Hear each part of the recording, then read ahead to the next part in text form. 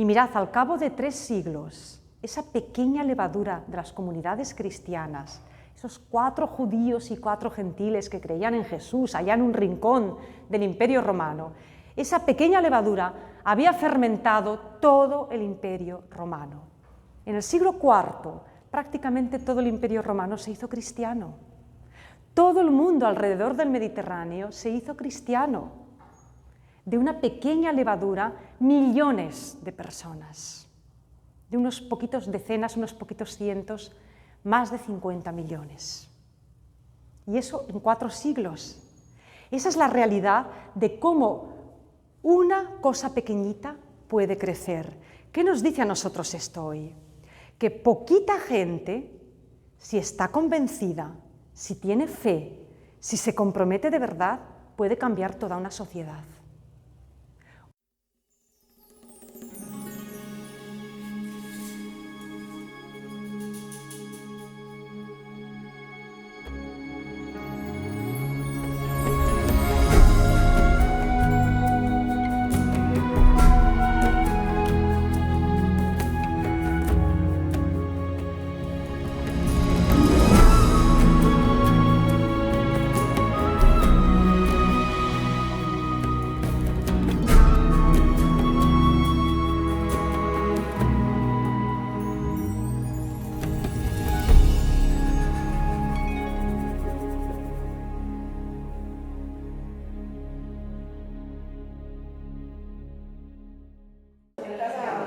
Vamos a empezar haciendo un minuto de silencio, por favor.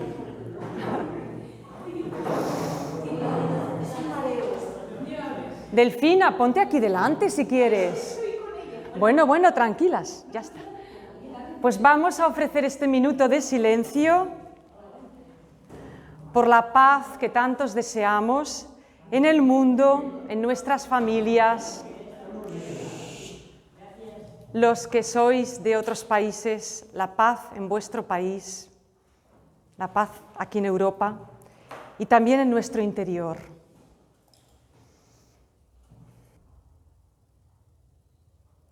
Jesús, tú eres nuestro tesoro. Haz que nos dejemos encontrar por ti y que una vez te encontremos o tú nos encuentres, te sigamos siempre. Así sea.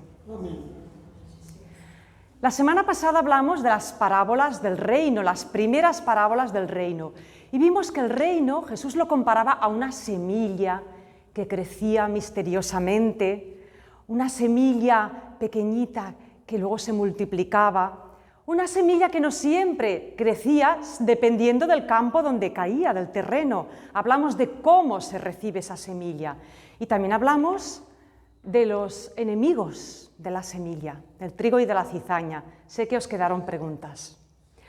Hoy vamos a hablar del valor que tiene el reino, el valor de este reino de Dios y de algunas características de cómo es este reino. Y Jesús lo sigue explicando en parábolas. Continuamos con el capítulo 13 de Mateo, que es un capítulo donde recoge unas cuantas parábolas, creo que son 7 en total. Si vamos a Mateo 13, 44, dice Jesús: el reino de los cielos es semejante a un tesoro escondido en un campo. Un hombre, habiéndolo descubierto, lo volvió a esconder y en su gozo fue y vendió todo lo que tenía y compró aquel campo. El reino de Dios es como un tesoro enterrado en un campo. Vamos a estudiar esta parábola, como siempre, mirando el texto, descubriendo el contexto, preguntándonos quién es quién en la parábola y qué nos dice hoy. Bueno, un tesoro en un campo. Podemos pensar, ¿qué historia más fabulosa ha contado Jesús? Historias de tesoros enterrados, nos suenan a cuentos fantásticos. Pues mirad, en la antigüedad esto no era tan extraño, que hubiera tesoros enterrados en un campo. No era tan raro. Hoy, cuando alguien tiene dinero, joyas y no lo quiere meter en la cuenta del banco, lo pone en una caja fuerte y lo lleva o bien a un banco o a un lugar seguro, ¿verdad? O lo guarda en su casa. Antiguamente, cuando alguien tenía un tesoro, joyas, monedas, dinero, metales preciosos, y se iba de viaje muy lejos y no tenía dónde dejar el tesoro bien guardado, o no se fiaba de su familia, de la gente, o eran tiempos de guerra, de incerteza, y sabía que lo podía perder todo, pues era bastante habitual que la gente lo metiera todo en una cajita y lo enterrara bajo tierra. Y entonces ponían alguna señal en el campo, en el monte, donde fuera, para el día de mañana, cuando pudieran, poder recuperar y desenterrar el tesoro. Y esto se sabe porque los arqueólogos que van excavando, buscando antigüedades y tesoros, pues han encontrado muchos tesoros así. Han encontrado joyas y monedas en tumbas, que en las tumbas antiguamente pues, se enterraba la gente con sus tesoros, pero a veces se han encontrado tesoros sin huesos, sin muerto y sin tumba, así, y alijos enormes de joyas y de monedas. Se han encontrado aquí en España tesoros ibéricos, tesoros celtas, en diversos lugares de Europa y en otros lugares del mundo. ¿Qué son esos tesoros misteriosos, escondidos, enterrados bajo tierra? Tesoros, cajas de caudales de alguien que lo quiso preservar.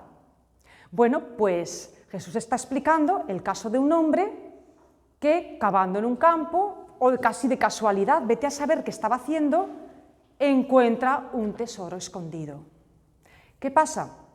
Que el tesoro es del propietario del campo.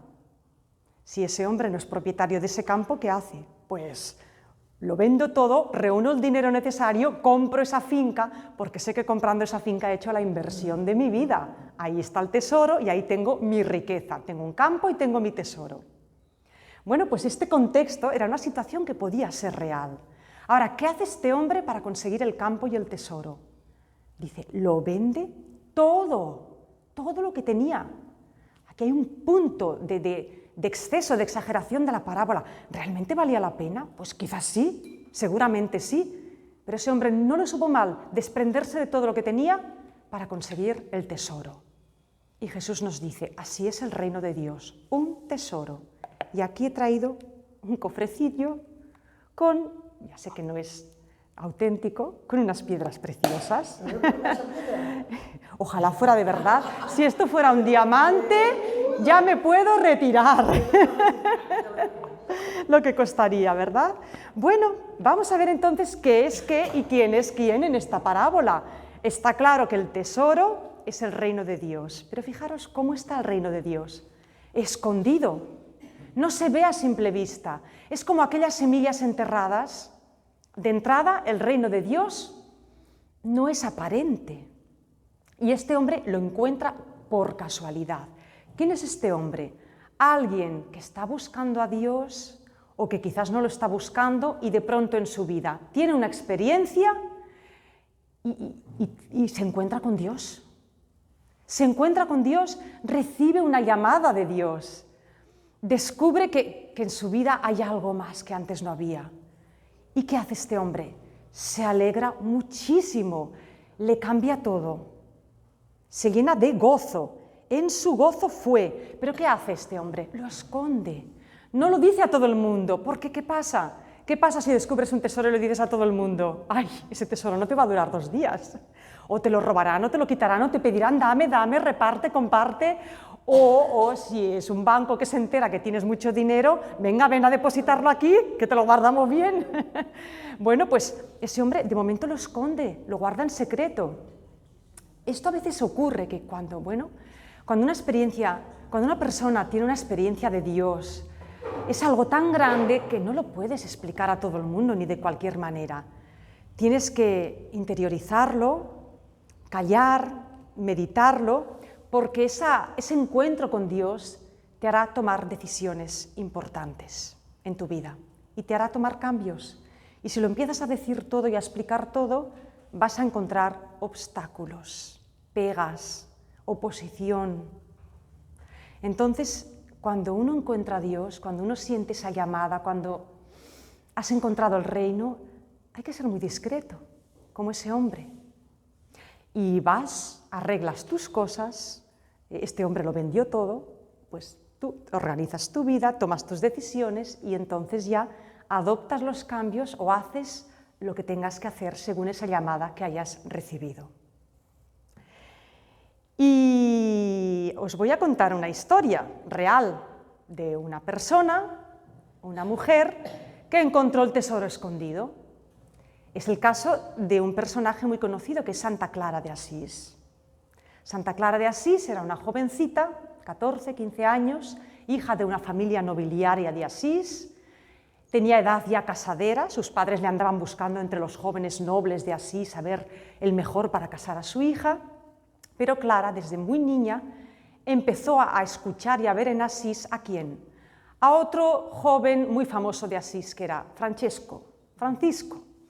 Cuando Chiara tenía unos 14 años, pues Francisco ya llevaba bastantes años que había dado su gran conversión. Y Francisco era otro joven de buena familia, familia adinerada, que había sido pues el niño guapo y alegre y feliz de Asís, que todas las chicas le van detrás, que tiene muchos amigos, que se gasta el dinero alegremente. Y Francisco había tenido una experiencia. Había ido a la guerra con sus compañeros a ver si se convertía en un gran caballero. En esa guerra, era una guerra entre dos ciudades italianas, entre Asís y Perugia. Asís había perdido la guerra. Francisco había pasado más de un año en la cárcel, enfermo, derrotado, sin haber cosechado ninguna hazaña, y había vuelto a Asís cambiado. Sabéis que Francisco vivió una conversión muy fuerte, lo dejó todo, su futuro, su trabajo, sus riquezas, su casa, su familia, todo, y se fue al monte a vivir con los pájaros y con los animales salvajes, y después se fue a San Damián, a una ermitita, y allá empezó a llevar una vida retirada, en plena naturaleza. ¿Y qué hacía? Pues se dedicaba a visitar leprosos y a cuidar enfermos. Y vivía de lo que le daban, de la pura limosna. El caso de Asís fue tan espectacular, el caso de Francisco, que llamó mucho la atención en Asís. Muchos se escandalizaron, pero otros quedaron conmovidos. Y unos cuantos amigos de Francisco lo siguieron y se fueron con él. Fueron los primeros franciscanos, los primeros hermanos, los llamaban los fratelli, los pobres, los pobrecillos de Asís. Bueno, pues Clara, de jovencita, vio esto y le llamó muchísimo la atención lo que había hecho Francisco, mucho. Y además lo escuchaba. Francisco predicaba a veces a la gente de Asís, no tenía vergüenza. Y lo veía a él y a sus hermanos frailes que iban por los caminos, cuidaban a los enfermos, pedían limosna, hablaban de Jesús y del Evangelio, y los veía pobres y felices y tan libres. Y en Clara, en el corazón de Clara, se despertó algo. Clara encontró el tesoro escondido del reino de Dios y dijo: yo quiero ser como ellos, me quiero ir con ellos. ¿Cómo iba a hacer eso una jovencita de clase nobiliaria en plena Edad Media? Estoy hablando de hace más de 1000 años. En aquella época era un escándalo que una chica se fuera de su casa a vivir como un fraile mendicante. Aquello era una vergüenza. Bueno, pues ¿qué hizo Clara? Ella tenía muy claro, que no se iba a casar, no iba a seguir viviendo como una chica rica en casa de sus padres, que ella se iba con Francisco y con los suyos, y que tenía que hacer algo ya. Y Clara no dijo nada a nadie. No habló ni con su madre, ni con su padre, ni con su familia. Lo guardó en secreto, como el hombre que encontró el tesoro. Solo lo habló con su gran amiga de confianza, su amiga íntima, que le dijo: Clara, yo me voy contigo, nos vamos las dos, yo también quiero vivir así, quiero consagrar mi vida a Dios, quiero ser una mujer libre, que ayude a los demás, que viva de esta manera, ¿no?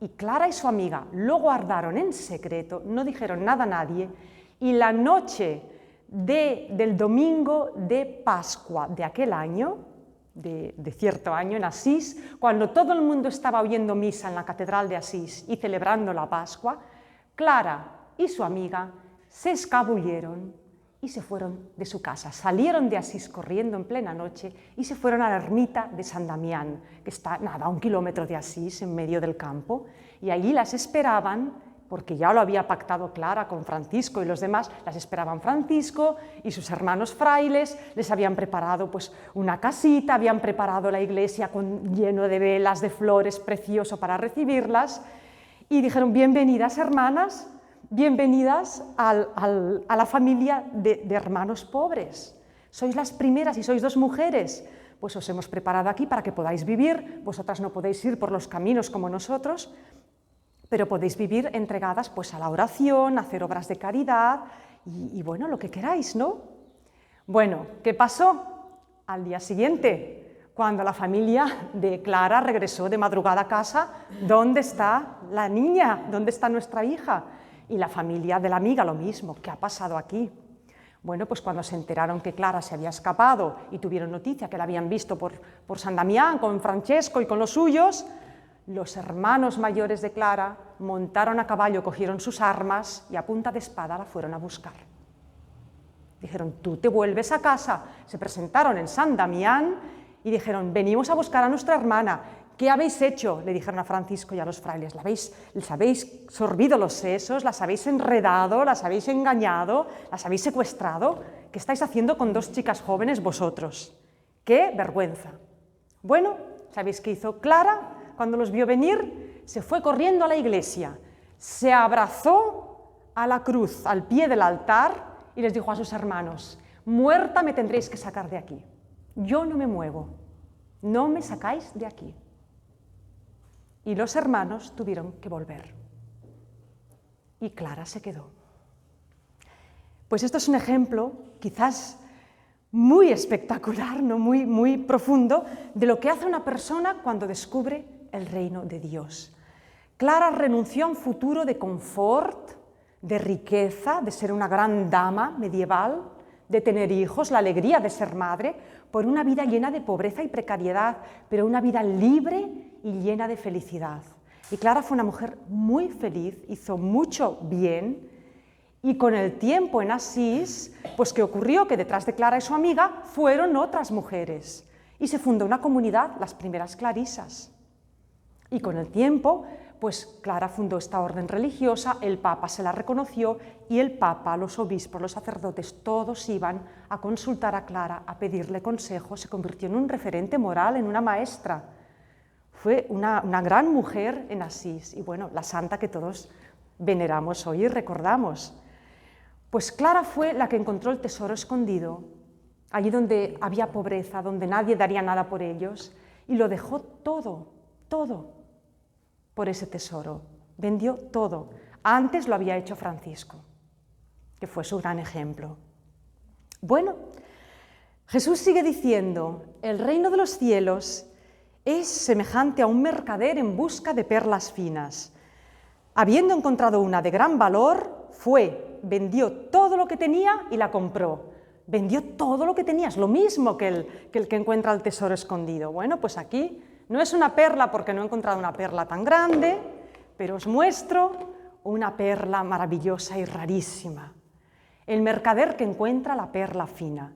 Pues esto era una situación no tan extraña en la antigüedad. Los mercaderes de perlas y de joyas pues iban viajando por todo el mundo buscando las mejores.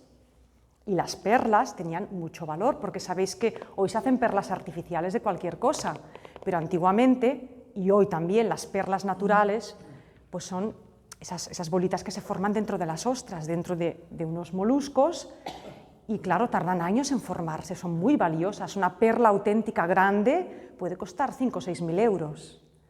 Entonces, o más, ¿verdad? Ana, ¿qué sabe? Bueno, pues este mercader encuentra la perla fina, lo deja todo. ¿Qué es la perla? La perla es el reino de Dios, el tesoro.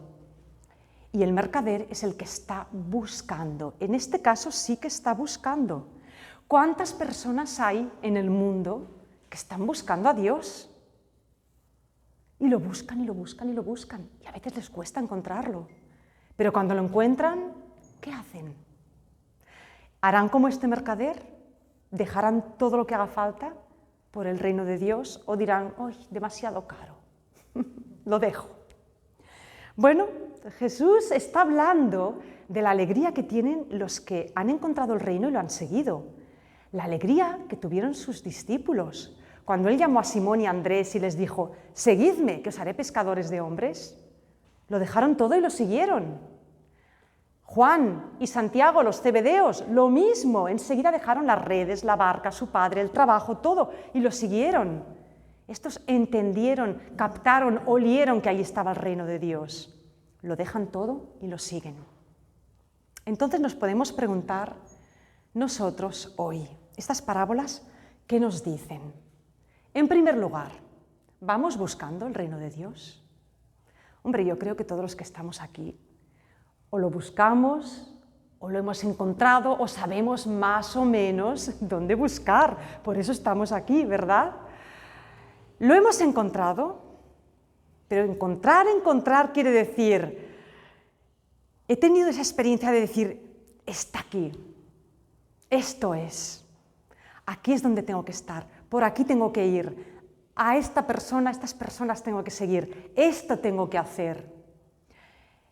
¿Y a cuánto hemos renunciado por seguir ese reino? ¿Qué hemos dejado? ¿Qué precio hemos pagado? ¿O no hemos dejado nada? Hemos dicho, sí, está ahí el tesoro, pero de momento lo dejo ahí, enterrado en el campo. Hemos tenido el valor, el coraje como Clara de Asís, de decir, lo dejo todo y lo sigo. Me desprendo de lo que haga falta. Y a veces no es tanto desprendernos de nuestra casa, de nuestras propiedades, sino de renunciar a cosas de nuestra vida que nos apartan de Dios. No es tanto dejar de tener lo que tenemos, sino vivir de otra manera, donde estamos y con lo que tenemos.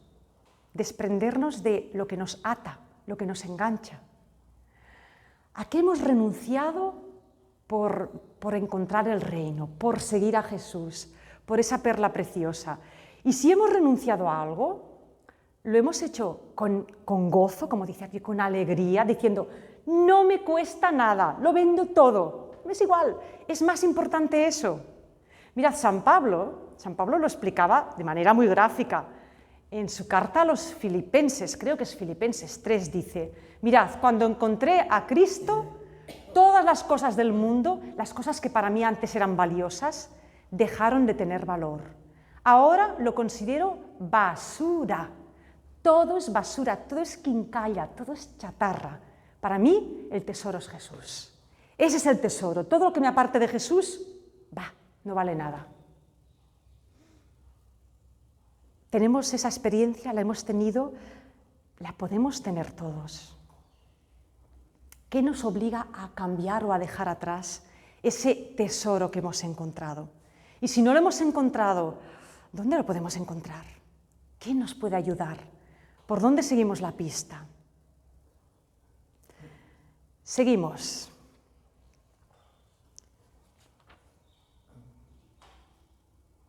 Vamos a la red de los pescadores. Aquí os he traído una red auténtica. Esta parábola, para los que eran pescadores, para Simón, Andrés, Santiago y Juan y todos los que estaban escuchando que eran pescadores, pues era fácil de entender. El reino de los cielos es como una red que un pescador echa al mar. ¿Y qué pasa cuando pescas de arrastre en la red? Sacas de todo. La red se llena de peces, pero se llena de peces grandes, de peces pequeños, crustáceos, moluscos, algas, de todo. ¿Y qué hacen los pescadores?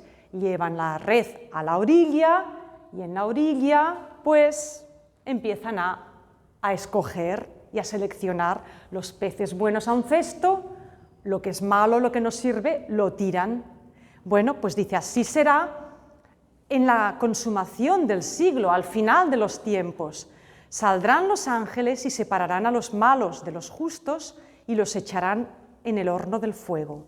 Allí será el llanto y el rechinar de dientes. Uy, qué fuerte es esto. Ahora la parábola ha cambiado, que Jesús nos está explicando la parábola. ¿Qué es qué en esta parábola? ¿Qué es la red? ¿Quién es el pescador? El pescador, el primer pescador es Jesús. Los sucesores del pescador, Jesús, ¿quiénes son? Los pescadores de hombres, los apóstoles. Y hoy son todas las personas, sacerdotes, catequistas, líderes de comunidades, de organizaciones religiosas, todas las personas que van a pescar hombres. ¿Y qué es pescar hombres? No es a enganchar y atrapar, no. Cuidado, que la connotación es voy a hacer proselitismo y voy a enganchar a mucha gente. No. Pescar hombres lo hemos de entender como rescatar almas. Los pescadores de hombres son rescatadores de almas. ¿Cuántas almas perdidas hay en este mundo que flotan en el mar y no saben para dónde ir? Los peces, somos todos, la humanidad que a veces sabe nadar por donde quiere ir, pero a veces se deja llevar por las corrientes y las mareas. La humanidad, que otras veces os he explicado esta comparación, ¿no? Los peces en el mar están fantásticos, como pez en el agua, pero los humanos en el mar, muchas horas, mucho tiempo, no es nuestro elemento, nos ahogamos. Entonces, el mar es también un símbolo del ahogo, la asfixia, los problemas, las dificultades. Cuando decimos, estoy con el agua al cuello, estoy de problemas hasta aquí, me ahogo, no puedo más. Bueno, pues rescatadores de almas son los que rescatan a las personas de ese mar de problemas, dificultades, angustias, penas, que ya no saben por dónde vivir ni cómo respirar.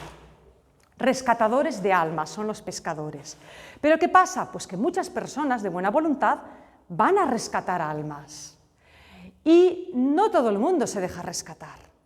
O hay personas que sí siguen, se dejan rescatar, pero después no son peces buenos, no son peces buenos.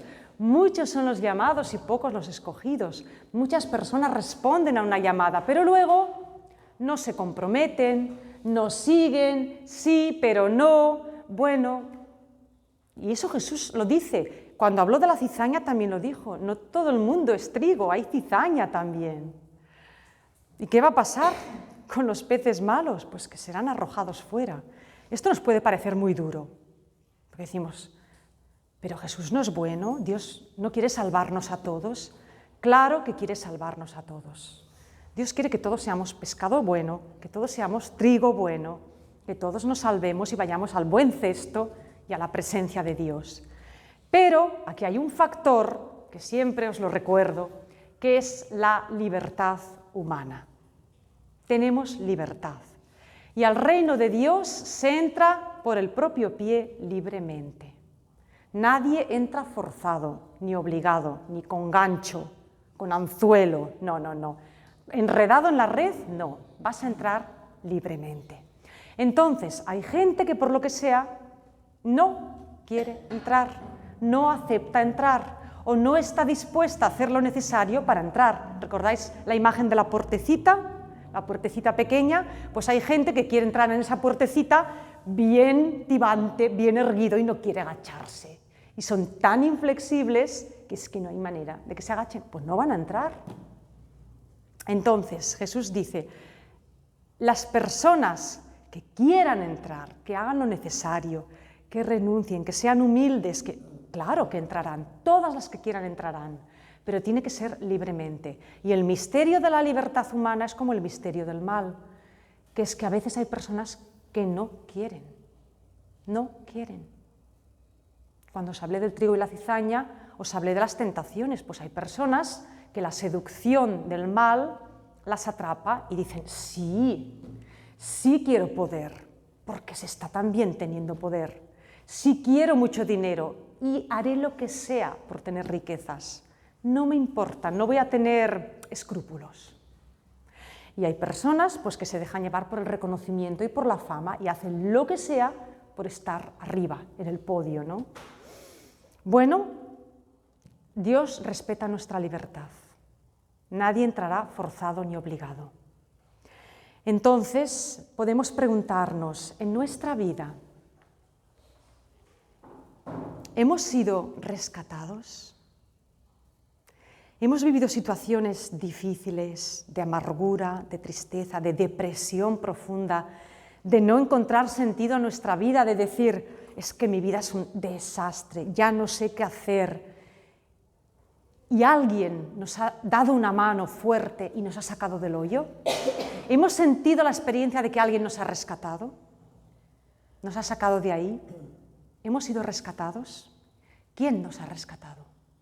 Esa persona, sea quien sea, es un amigo de Jesús, es un enviado de Jesús, es un pescador de hombres, es un rescatador. Y una vez hemos sido rescatados, ¿algo ha cambiado en nuestra vida o hemos vuelto a las andadas? Hemos vuelto, ¡chof!, al mar, venga, a que me lleven las corrientes. ¿O me he dejado ayudar? He dejado que me ayuden, que me alimenten, que me acompañen, que me enderecen para para rectificar mi camino, para cambiar mi vida. ¿Me he dejado rescatar? ¿Y qué ha cambiado en mi vida? ¿Siento esa alegría, ese gozo? Ojo, porque una señal inequívoca de que hemos sido rescatados, de que hemos descubierto el tesoro y de que estamos dispuestos a dejar lo que sea, es la alegría. Cuando una persona dice, yo renuncio con enorme esfuerzo, sacrificio y dolor, pero lo hago por Dios, pero siento dentro de mí como un desgarro, una amargura, un pesar, ay, amigo, no eres libre, eso no, así no funciona.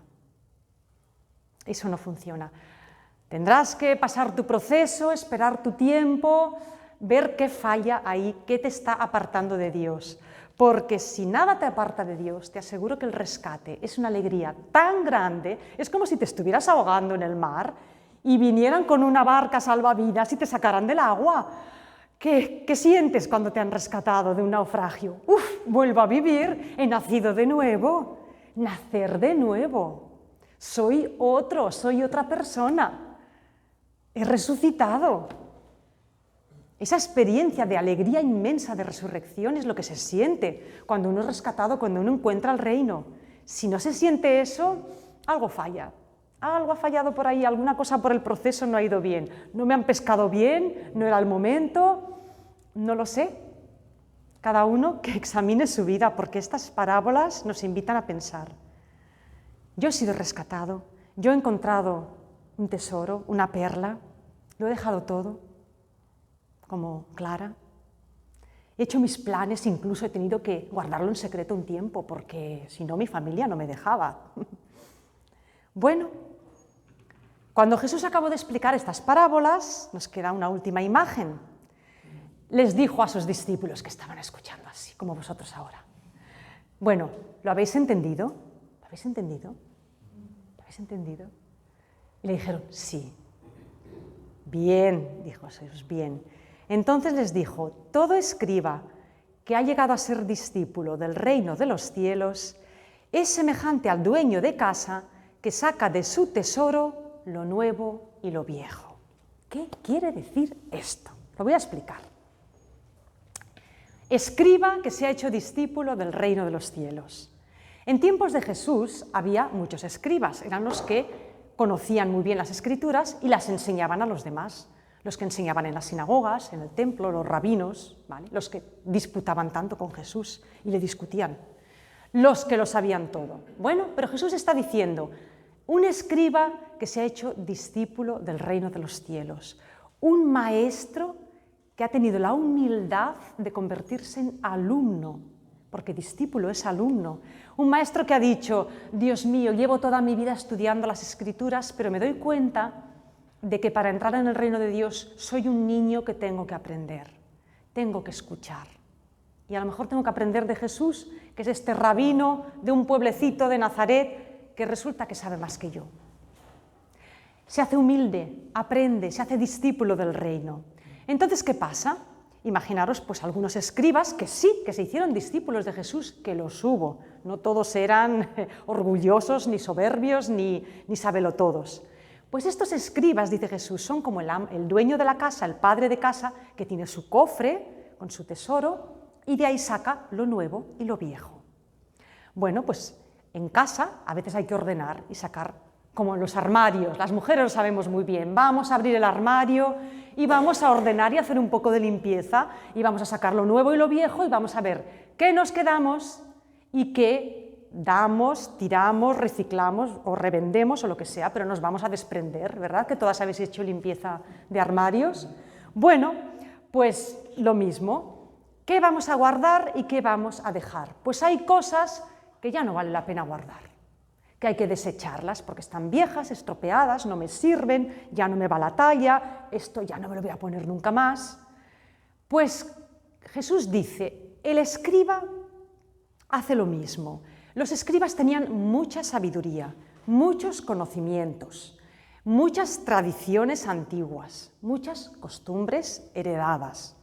Y Jesús dice, bueno, pues un escriba, discípulo del reino, tiene la inteligencia y el discernimiento de ver de todas estas cosas que yo sé, de todas estas costumbres y tradiciones antiguas, qué debo guardar, qué es valioso, qué debo conservar porque no pierde su valor y es siempre vigente, y qué cosas a lo mejor debo desechar. Y por ejemplo, ahí está el tema de todos esos rituales y normas que Jesús se saltaba.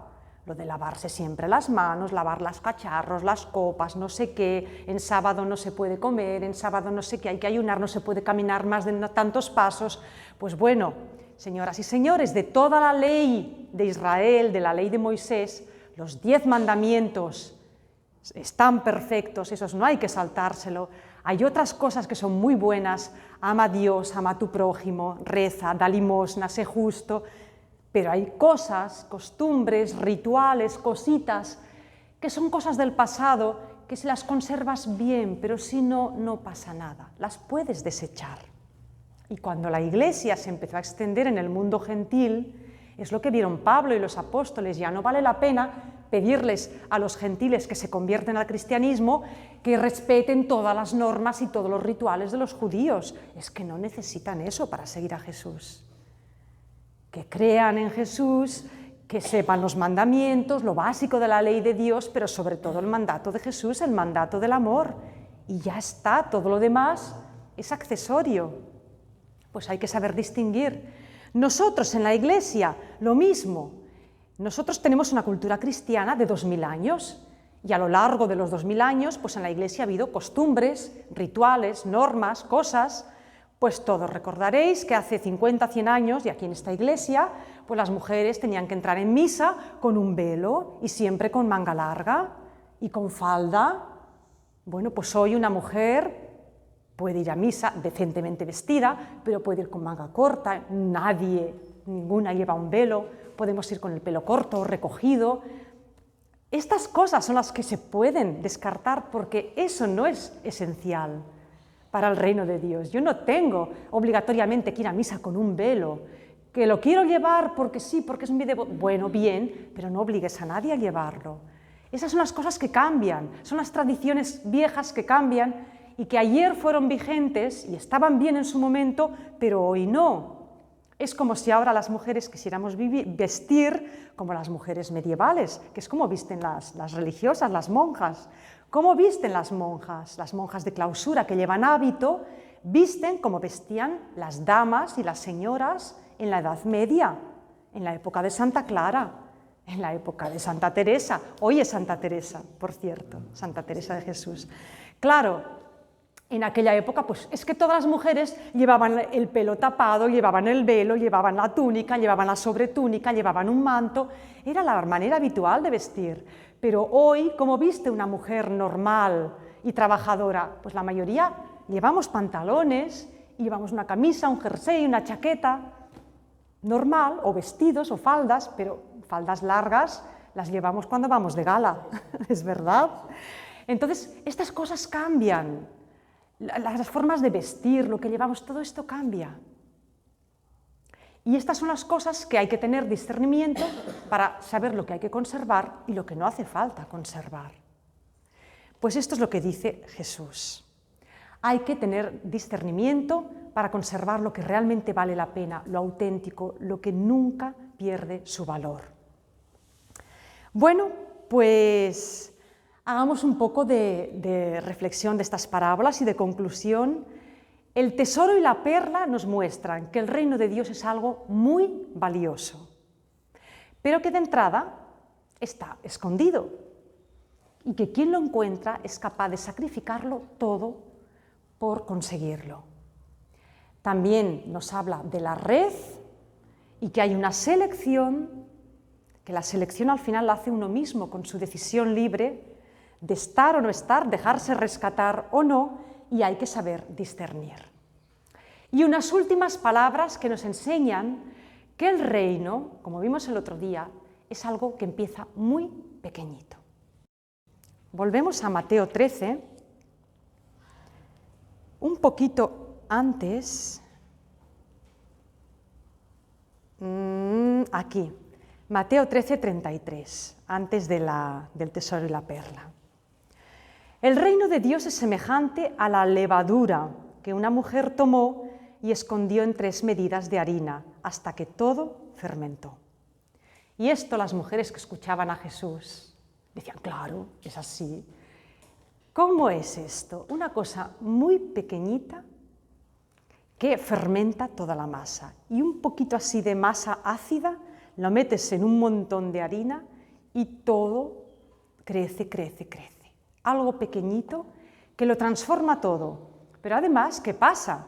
Que la masa, la harina, probad a comeros un puñado de harina seca. No hay quien la coma, se atraganta uno. Y si la mojáis con agua, aquello es un engrudo que tampoco hay quien se lo trague, nos hace aquí una bola indigesta. La masa cruda es indigesta. Pero ¿qué pasa cuando fermenta? Se vuelve esponjosa, tierna. La metes al horno y haces un pan con una miga tierna y aquello sí se puede comer y alimenta. Entonces, ¿cómo podemos leer esto? El reino es semejante a la levadura. El reino es una cosa pequeñita que fermenta algo muy grande y algo que es seco, duro, incomible, lo convierte en algo comestible y tierno. ¿Qué es qué en esta parábola? La levadura es el reino. La masa es el mundo, es la sociedad. ¿Quién es en la sociedad la levadura? Las personas, los discípulos del reino, los que propagan el reino de Dios. Jesús, sus discípulos, los apóstoles. Nosotros, los cristianos, estamos llamados a ser levadura. Y la gran sociedad es la masa. Mirad, en los primeros siglos del cristianismo, cuando se escribieron los evangelios, siglo I, hacía una generación que había muerto Jesús, y había cristianos de primera y segunda generación, pues los cristianos eran comunidades pequeñas, en medio de la gran sociedad, eran grupos humanos, pero eran una minoría. En medio del Imperio Romano eran, pues eso, una minoría rara. Eran esos judíos raros que creen en el Nazareno, en el Cristo. Eran estos los cristianos, una masita. Pero esa masita tenía una vida dentro enorme, porque fueron capaces de transformar toda la sociedad que tenían alrededor.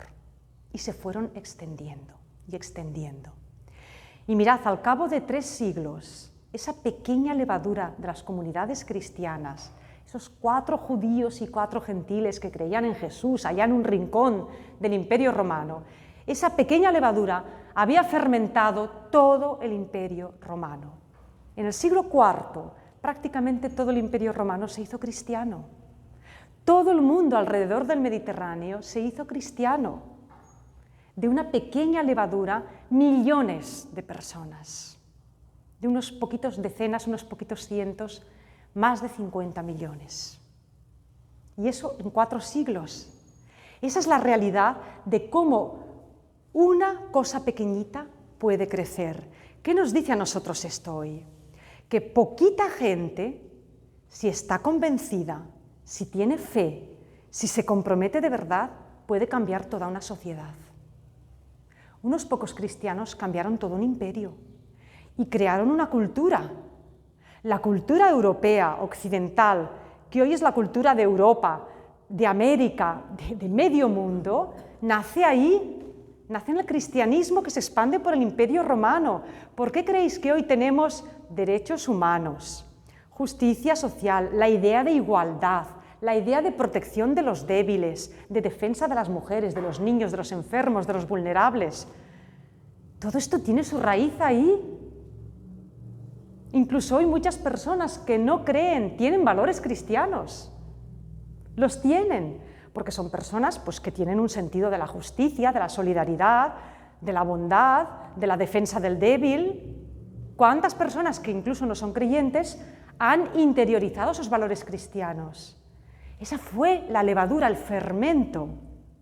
Y Jesús les dice, tranquilos, porque aunque seáis poquitos, poquita cosa, si tenéis vida en vosotros, el mundo va a cambiar. Y así fue. Levadura en la masa. Ahora, esa levadura tiene que estar buena. Si está caducada, si está mal, pues la masa no va a fermentar. Y esa masa que no fermenta, que queda dura, que queda pegajosa, que queda seca, es la sociedad que no ha fermentado, la sociedad cruda, la sociedad cruel. Una sociedad sin valores cristianos, sin esos valores básicos, es una sociedad muy cruel. El Imperio Romano. En el Imperio Romano, claro que había buenos valores, sí, había sabios y filósofos y gente pues muy buena, y tenía un derecho romano, los romanos tenían un derecho y un sentido de la justicia, pero en el Imperio Romano se daban cosas muy crueles. Los juegos de gladiadores, los niños pequeños que nacían en familias pobres, si no los podía mantener la familia, los tiraban al río y los mataban de cualquier manera. Bueno, había una serie de costumbres bárbaras, muy bárbaras, y todo esto con el cristianismo desapareció. Con el cristianismo, los juegos de gladiadores y los juegos de fieras en los anfiteatros quedaron prohibidos. ¿Qué es eso de ir a ver a unas cuantas personas matándose o comiéndoselas los leones? ¡Qué horror! Todas esas barbaridades desaparecen con el cristianismo. Y podemos pensar, bueno, en la Edad Media cristiana también hubo barbaridades y en nombre de la Iglesia se lucharon guerras y cruzadas y se hicieron cosas terribles, pero hubo un freno, siempre hubo un freno. Y las gentes de Iglesia, las buenas gentes de Iglesia, que siempre las ha habido, también las ha habido malas, sí, pero las buenas gentes, la Iglesia siempre ha sido un factor de poner orden, de poner justicia, de poner paz. En la Edad Media existía lo que se llama la paz y tregua. Cuando una persona era perseguida por la justicia o estaba en peligro, iba a una iglesia y allí, ojo, no se la podía matar, no se la podía tocar. Las iglesias eran lugares de refugio. Las iglesias y los monasterios en la Edad Media, que eran hostales de pobres y peregrinos. Cualquier pobre sin hogar que estuviera por los caminos perdido, que no sabía dónde ir, oye, pues iba a un monasterio y le daban de comer y le dejaban pasar la noche y le dejaban allá cubierto un rincón donde hubiera paja, donde hubiera un lugar donde acogerse y guarecerse. Este es el fermento cristiano en la sociedad antigua. El cristianismo cambió al mundo y empezaron siendo minoría. Hoy los cristianos somos otra vez minoría. Somos minoría otra vez, es verdad. Decimos, hay 1.000 millones de católicos y 2.000 millones de cristianos en el mundo. Muchos sí, pero ¿cuánta gente viene a misa los domingos? ¿Cuánta gente se compromete de verdad? Muy poca. En este barrio somos 6.000–7.000 habitantes. ¿Cuántas personas vienen a misa cada domingo? 200. ¿Qué es el 1%, 2, 3%? Es poquísimo. Somos levadura. Ahora tenemos que estar bien para poder fermentar nuestro barrio, nuestra sociedad. No nos importe ser una minoría, no nos importe. El problema no es ser muchos, el problema es estar vivos, comprometidos. Y la gente, por el ejemplo, ya acabará sumándose. Pero no nos tiene que obsesionar ni preocupar nunca a los cristianos el número. Hemos de ser miles y miles, llenar las iglesias, llenar los estadios, grandes cantidades. Tranquilos, no somos masa, somos levadura. Y la levadura es un trocito, la masa sí es grande. No nos preocupe eso, nos tiene que preocupar tener vida en nosotros, vida de Dios, reino de Dios. La otra parábola, acabo ya, es la del granito de mostaza. Dice, el reino de Dios es como un grano de mostaza que un hombre sembró en un campo, el más pequeño de los granos, pero cuando crece es la más grande de las legumbres y viene a ser un árbol y los pájaros anidan en sus ramas. Ya sabéis cómo es la mostaza, una especia chiquitita. Ahora, poner unos granitos de mostaza en un guisao, en la comida, ¡uy!, que se nota, un poquitín de nada. Pero la mostaza tiene esto, la siembras y forma un arbusto, según como hasta un árbol grande, y ese árbol da sombra, da frescor, da verdor, da oxígeno, y los pájaros anidan en sus ramas. Otra imagen de las comunidades cristianas y de la Iglesia. Somos los más pequeños e insignificantes del mundo, podría decir Jesús. Así va a empezar el reino de Dios. Pero nos vamos a enterrar, la semillita va a germinar, formará un arbolito, el árbol crecerá, y al final la Iglesia se acabó convirtiendo en una casa inmensa que acogió a multitudes, un lugar acogedor donde la gente puede anidar, donde puede encontrar refugio, amparo, ayuda. Esto es lo que es la Iglesia y debe ser. ¿Cómo empezó? Un granito minúsculo de mostaza. Pero ese granito ha tenido que caer en tierra, germinar y crecer. Nosotros somos granito de mostaza, caemos en tierra, nos morimos, entre comitas, nos morimos, dejamos atrás algo, renacemos, dejamos que Dios actúe en nosotros y que podamos crecer, nos convertimos en un árbol acogedor que da sombra. Pensad que la Iglesia es cada uno de nosotros. Si decimos que la Iglesia es una casa grande, nosotros somos casa. Hemos de ser acogedores también. Acogedores, refugio, amparo, consuelo, bastón, ayuda para el mundo. Granito de mostaza. El granito, la más pequeña de las semillas. Y resulta que la mostaza, ¿sabéis lo que le pasa a la mostaza? Que si sembráis mostaza, es infestante, empieza a crecer por todas partes. Así era el reino de Dios, poquita cosa. Y al final la Iglesia se fue extendiendo, y hoy por todo el mundo está extendida. Como la mostaza, hay iglesias en todas partes, en todos los países del mundo. No hay ni un solo país del mundo donde no haya una iglesia, una capilla, una ermita, una comunidad, alguien.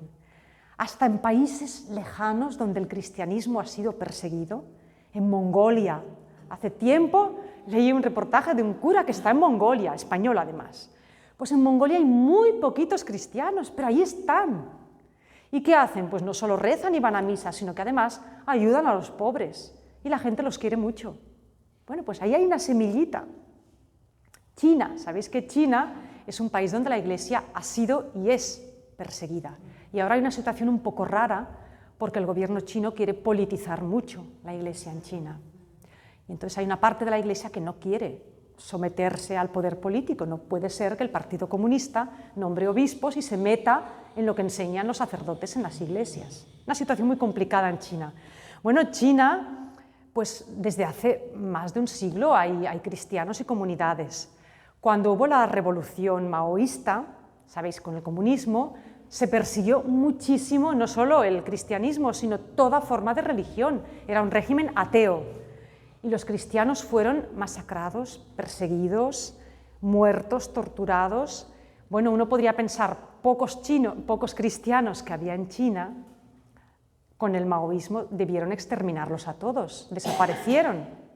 Bueno, hubo la revolución cultural, pasaron los años de Mao, luego siguieron sus sucesores. Hoy en China hay más de 50 millones de cristianos. No solo no desaparecieron, sino que se multiplicaron y se siguen multiplicando. Hay quienes dicen que dentro de unos años la gran potencia cristiana del mundo será China y que China empezará a enviar misioneros a todo el mundo, como África. África ya lo está haciendo. Pues las persecuciones, ser poquitos, no va a frenar el crecimiento. Si hay vida, el reino de Dios es invencible.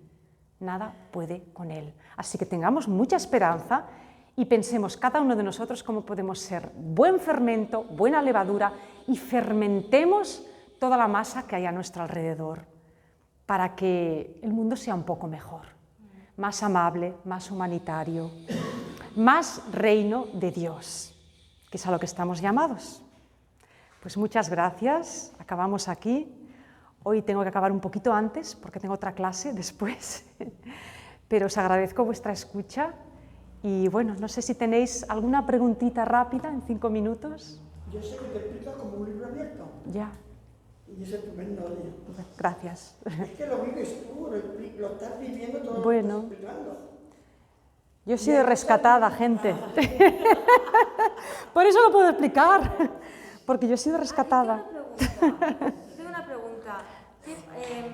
¿Qué pasa? Bueno, a nivel personal, yo soy muy creyente y tal, pero a veces pues tengo un bajón de decir no puedo más. ¿Qué pasa con eso?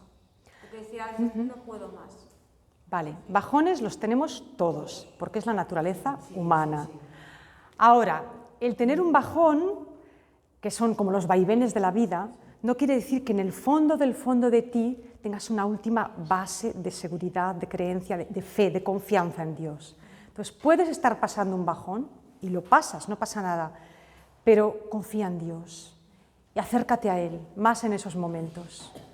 Pídele que te abrace, que te coja de la mano, que te ayude en esos momentos.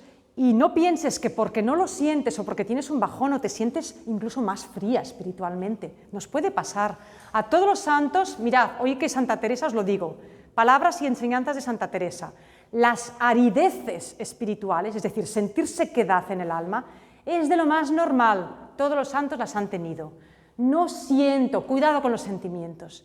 No te fíes de los sentimientos. Tú fíate de tu fe, de tu confianza, de tu actitud, de tu compromiso. Teresa, como todo el mundo, tuvo sequedades espirituales y tuvo épocas, gente, que no podía ni rezar. Ni rezar podía, porque se le iba la cabeza en mil cosas y tenía preocupaciones y angustias y ansiedades. Ni rezar podía. Pero siguió, porque tenía muy claro su camino y sabía que Dios estaba con ella. Y después Jesús le regaló experiencias muy hermosas, los regalos interiores y hasta místicos, experiencias místicas muy fuertes, tanto que hasta se enfadaba con Jesús. Le decía, Señor, no me des esto delante de la gente, que me ven levitando y aquí armo un escándalo y todo el mundo dice, ¿qué le pasa a esta? ¿No? Levitaba delante de las demás, se quedaba en éxtasis y decía, Dios mío, dame esto cuando estoy sola en la celda, porque no quiero llamar la atención. Bueno, eso es señal que era una cosa auténtica, que no era, ¿verdad? Pues eso decía Santa Teresa. Y también decía Santa Teresa que cuando tengas una temporada, eso, de bajón o de turbulencias, o que tengas mucha agitación en tu vida, muchos problemas, dificultades, que todo está agitado, decía Santa Teresa, cuando esté todo tan agitado, no tomes decisiones importantes, no hagas cambios importantes, no, espera, calma, no te muevas mucho, aguanta, espera, resiste, pero no tomes la gran decisión de tu vida, porque en esos momentos que estás tan agitado y que todo está tan inestable, te puedes equivocar fácilmente. No estás estable, no estás bien. Entonces, espera, ten paciencia, reza, cuídate mucho, incluso cuídate físicamente. Y eso Santa Teresa se lo decía a sus monjas, cuando tenían problemas psicológicos, que algunas los tenían, o estaban muy, pues eso, angustiadas o tenían afanes místicos muy así, les decía, amiga mía, deja de ayunar, deja de hacer penitencia, come bien, duerme bien y distráete, a trabajar al huerto, al jardín, trabaja, cose, haz cosas, relaciónate con las demás. Sentido común. Cuídate, cuida tu salud, cuida tu vida y no te capfiquis, com diem en català, no? No te ensimismes, relájate, tranquilidad. Y que no te sientes tan cerca de Dios. Dios sigue estando a tu lado aunque tú no lo sientas, no te preocupes. Ni te sientas culpable. Cuidado con las culpas, ¿eh? Las culpas tampoco. Lo que llamaba Santa Teresa, los escrúpulos. Ay, es que me siento culpable porque no tengo ganas de rezar. No, culpa, nada, fuera, fuera, fuera. Si no he hecho nada malo a los demás, ni me he hecho nada malo a mí mismo, las culpas son telarañas mentales.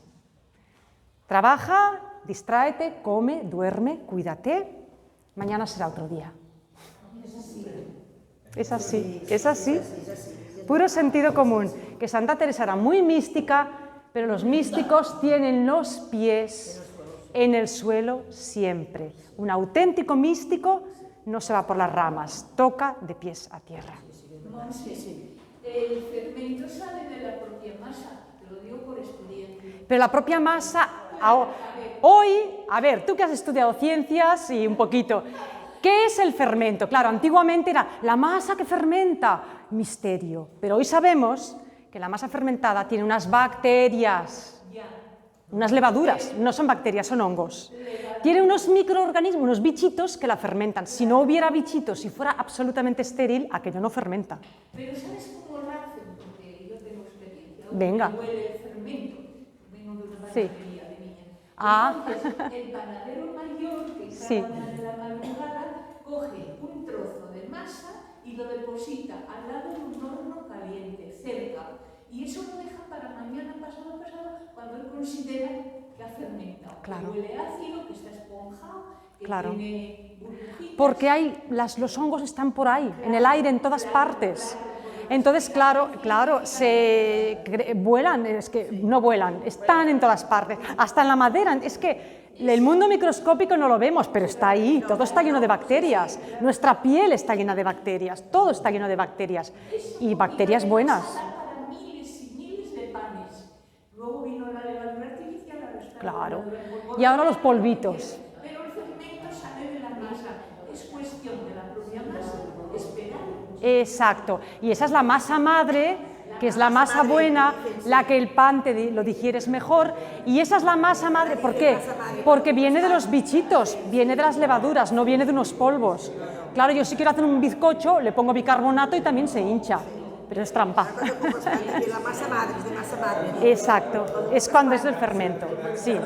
Bueno, nos vamos, que yo tengo que ir a mi clase. Nos vemos la semana que viene.